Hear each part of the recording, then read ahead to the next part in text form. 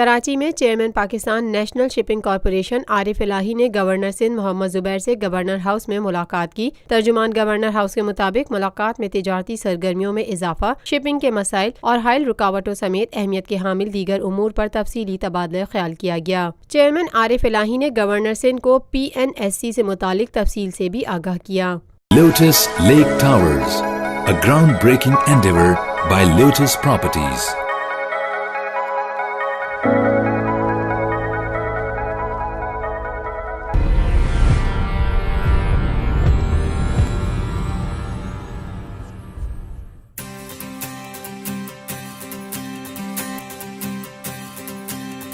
مل کے کھیلے دنیا تو اپنا جہاں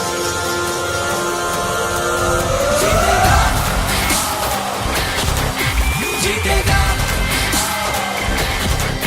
دنیا میں ان کی ریس یہ پاکستان جیتے گا۔